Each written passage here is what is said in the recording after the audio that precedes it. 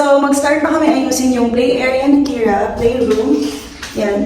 Nilagyan muna namin ng linoleum para hindi masira yung mga playmat niya kasi pupunuin namin to ng playmat.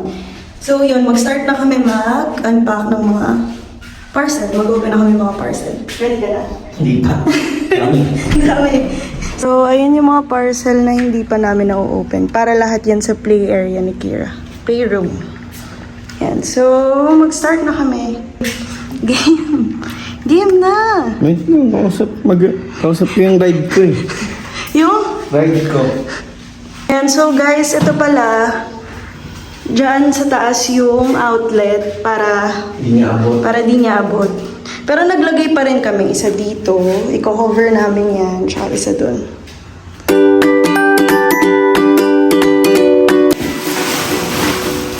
Okay, so binili ko yan sa Educrane PH.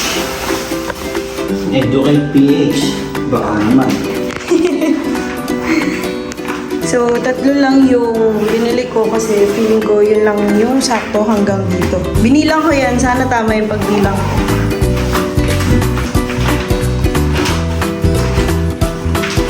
Okay, so 6 pieces kada isang pack.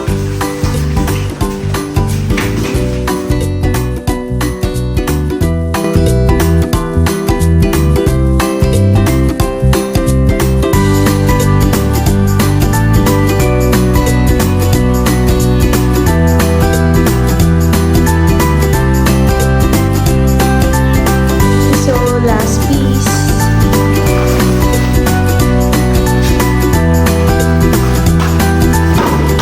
Kapitan mo. Kapitan mo siguro.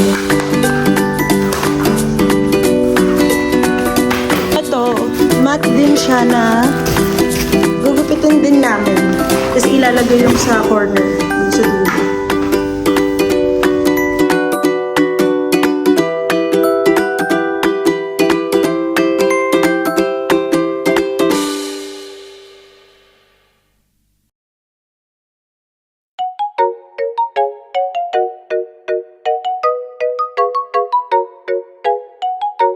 Pinapanood mo to.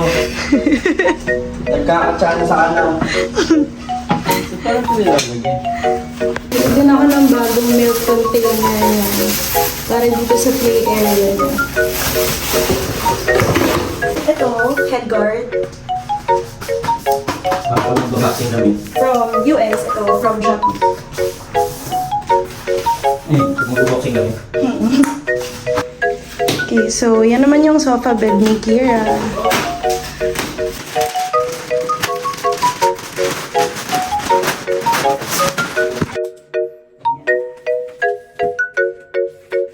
Ito naman ang sliding swing ni Kira. Excited na ako maglaro siya dyan.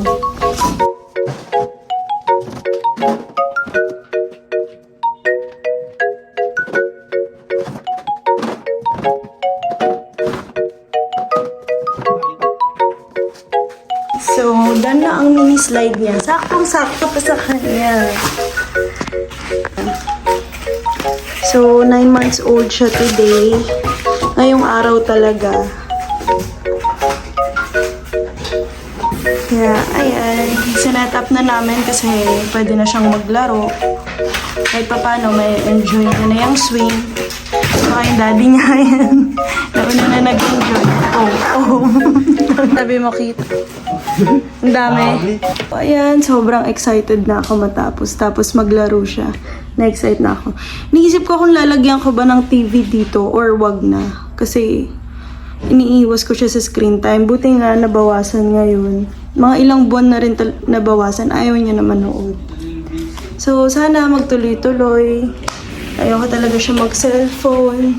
Kasi hindi naman maiiwasan yun. Pero gagawin natin yung best natin.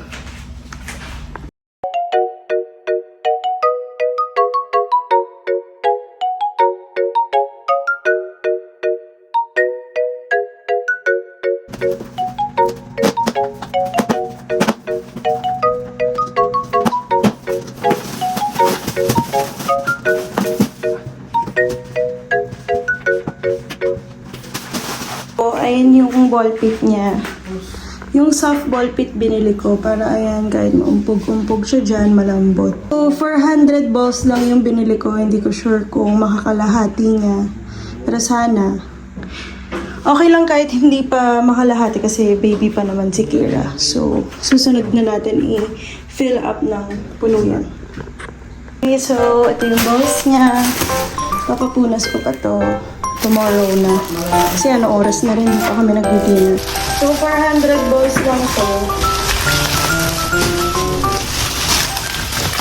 Ang dami pakinggan, pero kung titignan mo, ang konti.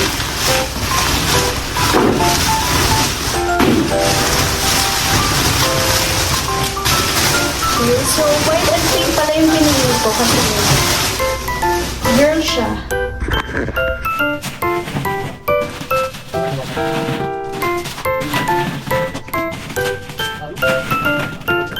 Sobrang okay na din para sa 9-month-old. Kaya ba ito? Kaya. See? Look. Pwede kong gawin ito. Kaso ang taas. Ang taas.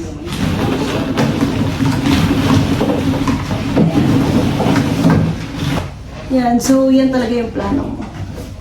Pero, ano muna? Ayun.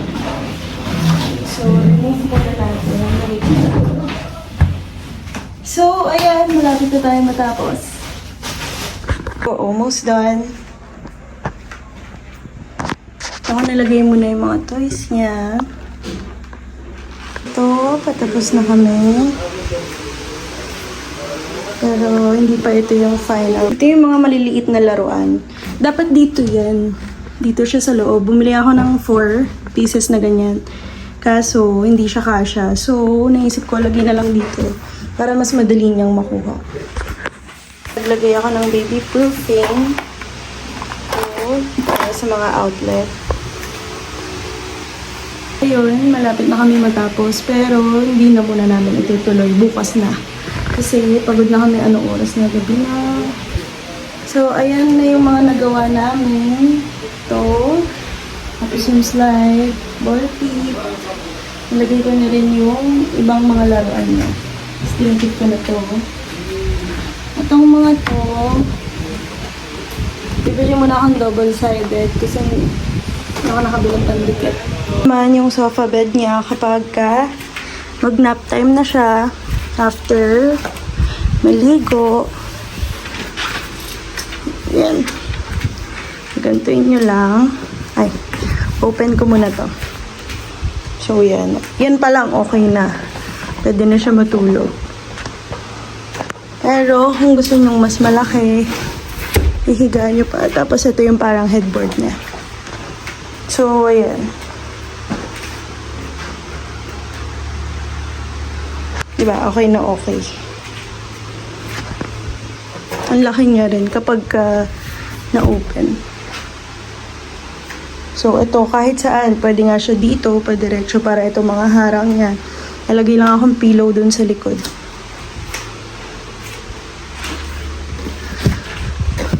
So, ayan, excited na akong maglaro siya dito.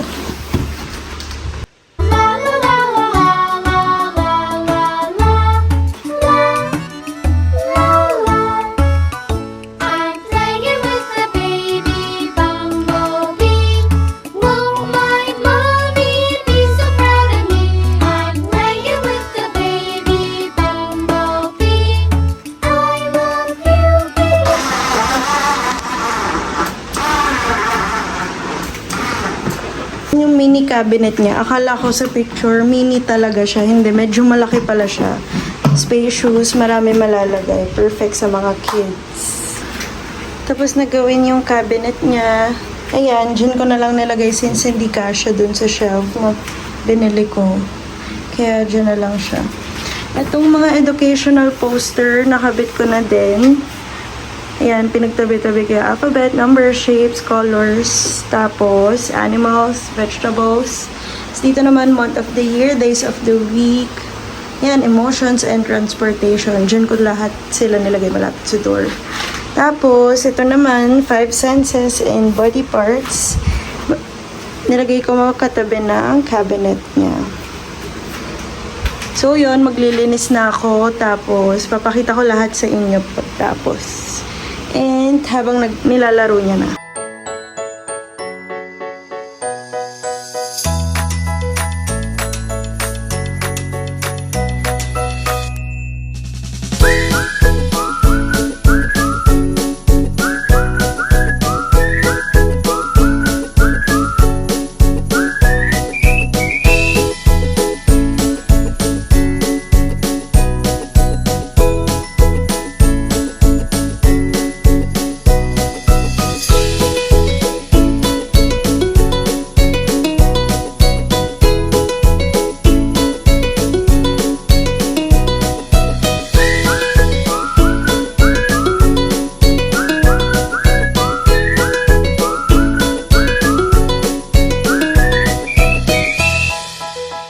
So, ayun, sobrang excited na ako bukas makita siya maglaro.